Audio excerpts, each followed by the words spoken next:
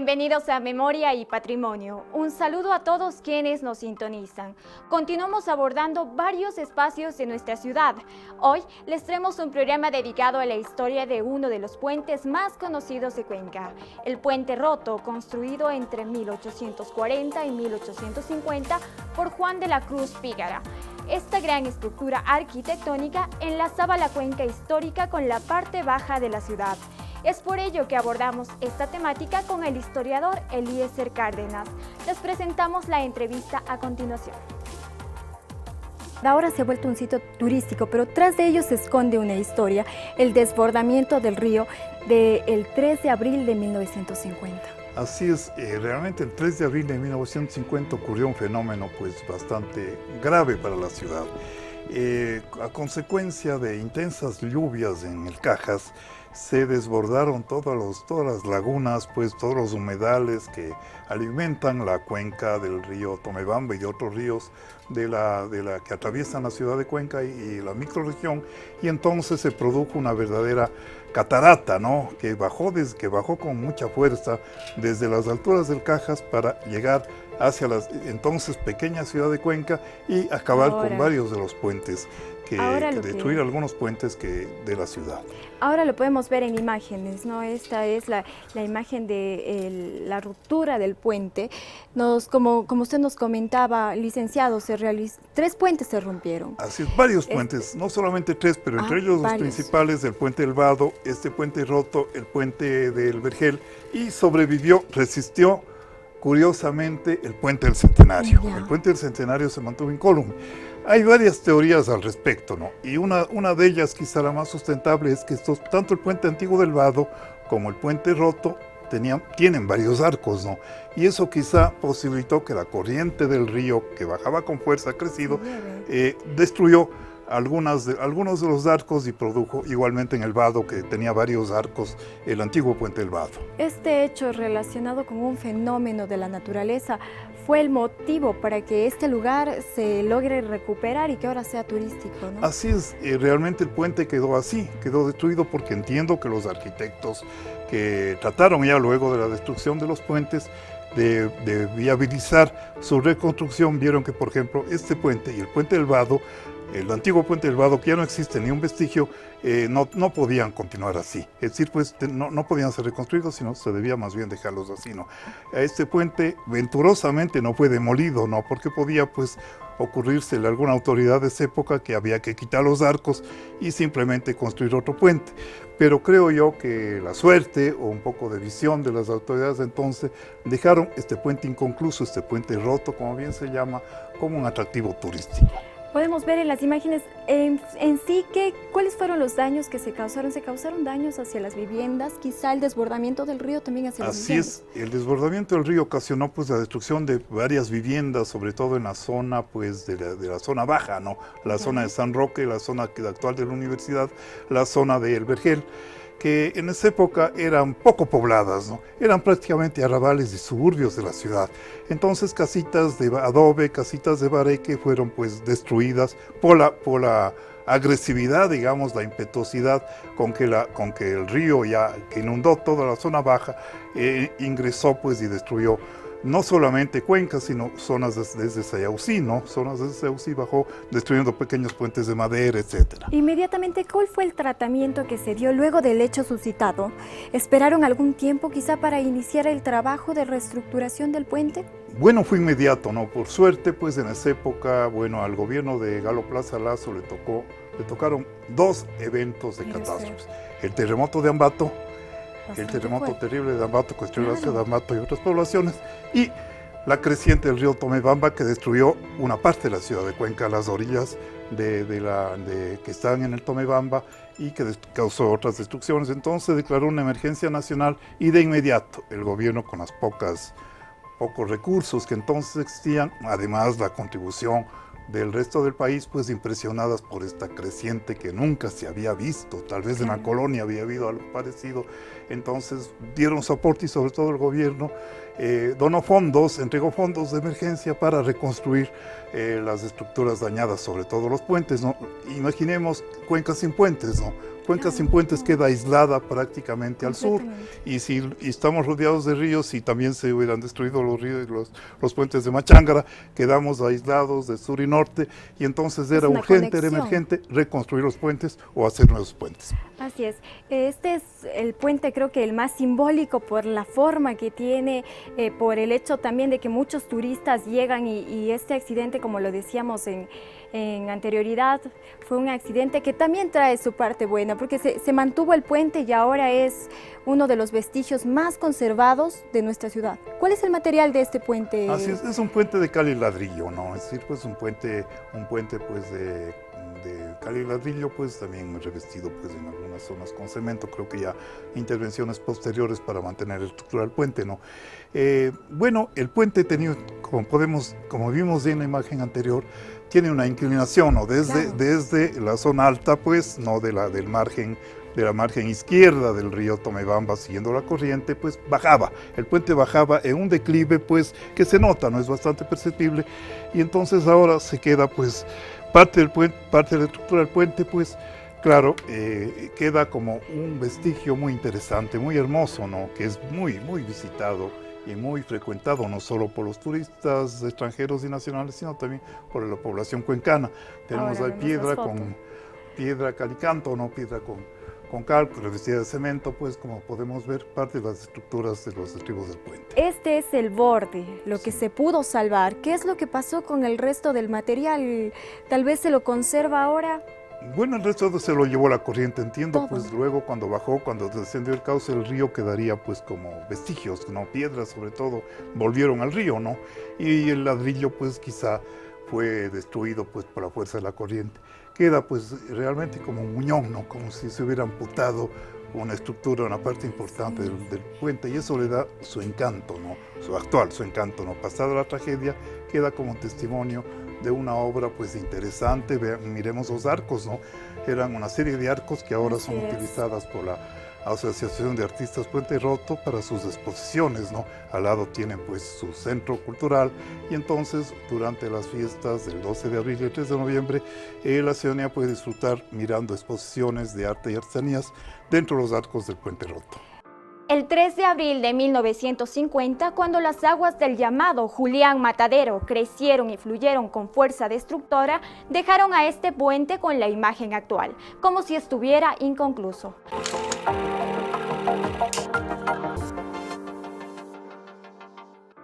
Gracias por seguir con nosotros. Les invitamos a seguir nuestras redes sociales en Academia TV EC, en Facebook, YouTube, Twitter e Instagram. El puente más antiguo de la ciudad fue reinaugurado con una nueva estructura en 1961, luego de que el 3 de abril de 1950, por la gran creciente del río, perdiera prácticamente su mitad. Continuamos con la entrevista. Analizábamos en una primera parte toda la historia de lo que pasó aquel 3 de abril, en donde el puente roto se desbordó. ¿Cómo se llamaba en un inicio el puente? El puente de Todos Santos. Este era el puente de Todos Santos, y justamente pues comunica a la bajada de Todos Santos, comunicaba con la orilla opuesta de la ciudad entonces, ¿no? Como decía, la ciudad no se había extendido tanto hacia la margen derecha del Tomebamba, y era más bien una especie de suburbio, una especie de lugares de quintas, de casonas pues antiguas, con caminitos de tierra, con cercos, etcétera, y comunicaba con el otro lado, con la zona ya que daría hacia la parte ya cercana al Vergel. Y digamos ventajosamente que no estuvo poblada esa zona, porque por supuesto, también sí. Hubiese sido un desastre trágico para los cuencanos que habitaban en ese alrededor.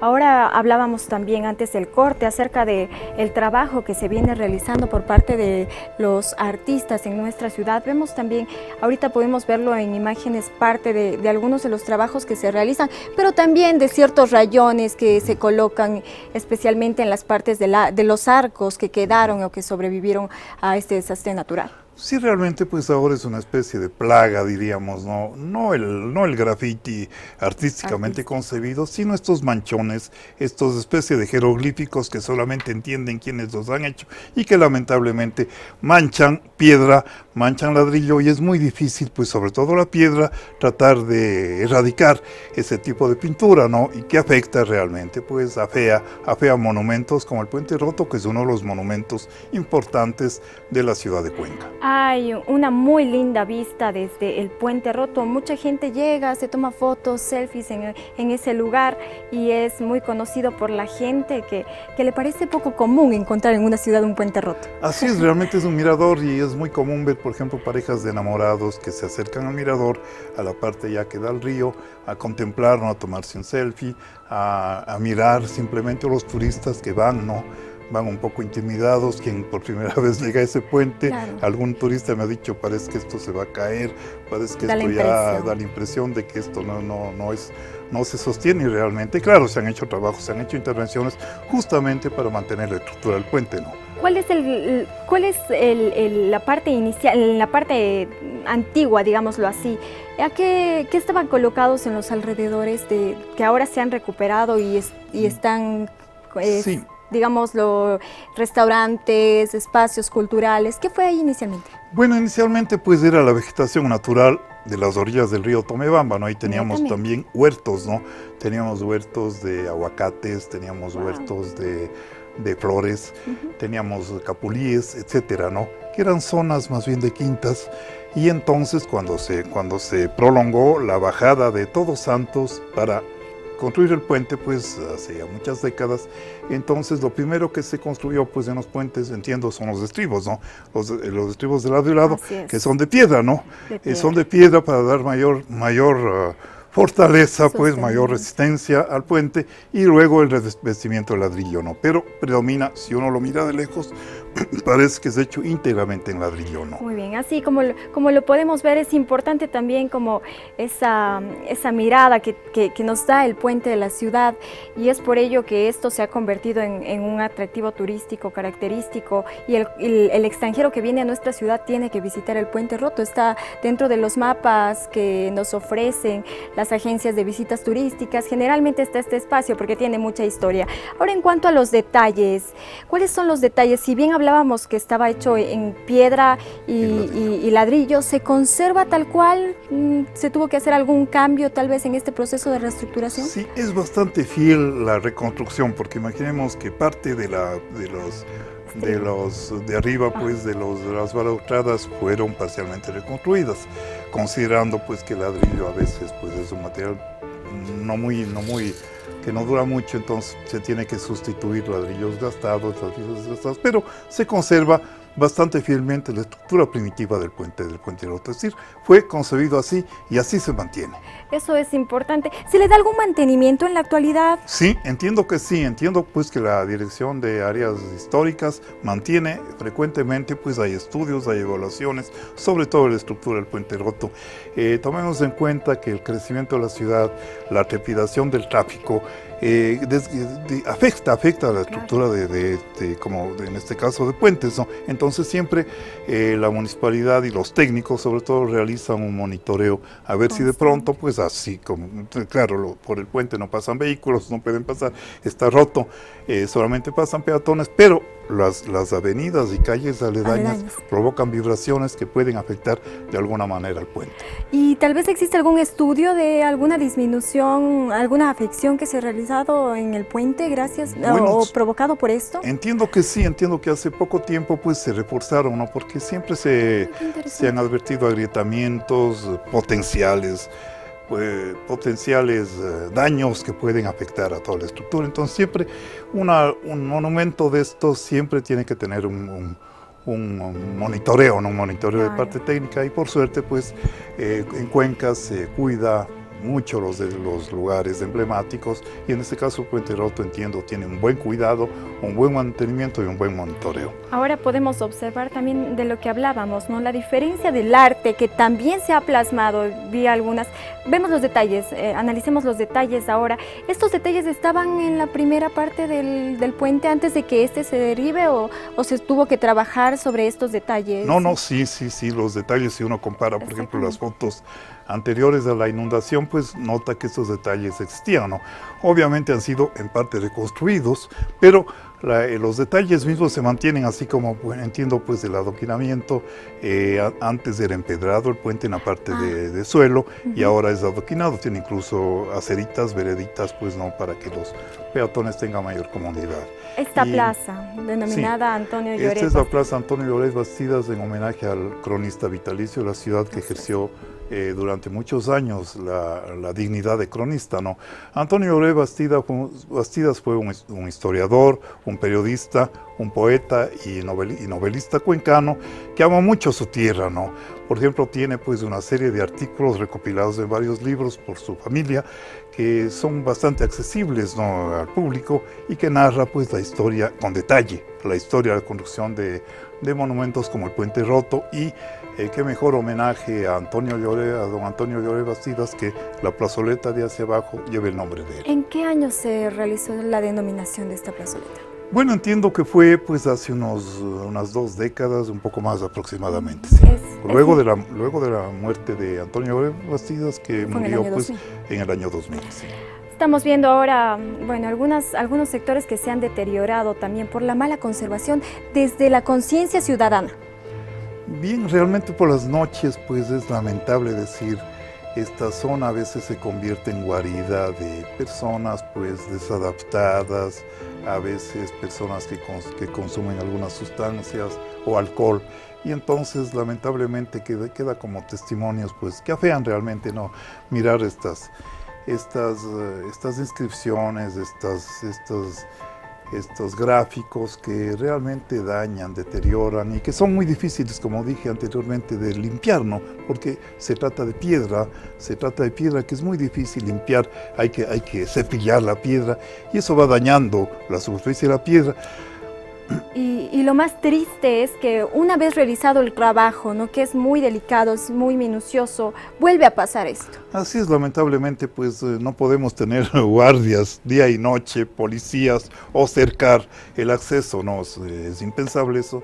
Realmente los vecinos también contribuyen a cuidar, pero ya en altas horas de la noche, realmente pues las orillas de nuestros ríos son bastante inseguras, no por culpa de las autoridades de la vigilancia, pero es imposible kilómetros lineales de orillas de los ríos controlarlas centímetro a centímetro. Ahora tenemos la subida desde la plaza hacia el puente en sí. Esta subida, ¿qué características tiene? ¿En qué año se realizó? Bueno, estos graderíos, pues entiendo, son posteriores ya a la destrucción de parte del puente, ¿no? Es decir, estos graderíos fueron construidos ya a fines, desde las décadas de los 60, 70 del pasado siglo, y han continuado pues reforzándose, por ejemplo, con estas pasarelas de metal, antes no existían, y algunos detalles de estas puertas, por ejemplo, son bastante recientes, cuando se recuperó la zona de acceso desde Todos Santos, ¿no? Es muy bonito, combina pues con la estructura del puente, el ladrillo, pues el hierro forjado, pues, y el color azul metálico que le da una gran vistosidad al lugar. Nos parecía bastante curioso, esta es la casa más cercana al puente. Así es. ¿Cuáles son las características de esta vivienda? ¿Existe una persona que habita ahí o está dedicada a otro fin? Bueno, entiendo que es una casa particular, y notemos que curioso, ¿no? El puente se derrumbó y esta casa se conserva. Esta casa evidentemente es muy anterior a la creciente del Tomebamba, ¿no? La casa resistió, y el puente, pues quizá los arcos que estaban en el río no resistieron y se destruyeron. Y está ahí la diferencia de la conciencia también de cuidar un bien, porque esta casa está en muy buen estado. Así es, esta casa tiene mantenimiento, entiendo que es particular, ¿no? Pero tiene siempre mantenimiento, y alguna vez escuché un programa radial, pues sus vecinos, sus moradores se quejaban de la inseguridad. Imaginemos esta puerta pues que da acceso directamente al puente, claro, y a veces gente pues con no muy buenas intenciones puede tratar de perjudicar ahí a los vecinos. Sin embargo, es una casa muy bien conservada y llama mucho la atención, no solo por el color. Ahora también podemos ver en imágenes más detalles acerca del puente. Los arcos, ¿cuántos arcos se salvaron? Bueno, se salvó la mayoría de los arcos. Creo que se destruyeron 2 arcos, ¿no? Los arcos que estaban en el río. Es decir, los que estaban empotrados en el río y al otro lado, esos nos salvaron, porque entiendo que la fuerza de la corriente más bien gravitó hacia la margen derecha del Tomebamba, no hacia la izquierda, que se conserva, incluso miramos esas casitas antiguas de adobe, de bareque, que se conservan, no así la parte del otro lado prácticamente se arrasó. No todo es tan malo, como vemos también en imágenes, vemos que este espacio también ha sido dedicado al deporte, a la dispersión, al juego de los jóvenes, a las actividades que ellos realizan en sus instituciones y los ciudadanos también. Si en las horas del día realmente esta zona, toda la zona del barranco del Tomebamba, incluido el Puente Roto, pues es muy frecuentada por personas que corren, que hacen ejercicio, una serie de deportes, bicicleta, gente que pasea, gente que pues camina, es decir, está muy frecuentada y es bastante segura durante el día. En la noche, pues las primeras horas de la noche también pues yo he caminado pues en las horas de la noche, 8 de la noche, 8 y media, 9, y en general es bastante segura. Creo que la inseguridad se produce ya en altas horas de la noche y la madrugada, cuando prácticamente eso está totalmente silencioso y vacío. Una tragedia le dio el nombre y la historia a este lugar, al que continuamente visitan turistas a fotografiarlo y a conocer el por qué este puente tiene una estructura parecida a la de la actualidad. Les invitamos a que nos acompañen en el próximo programa. Esto fue todo por hoy. Muchas gracias.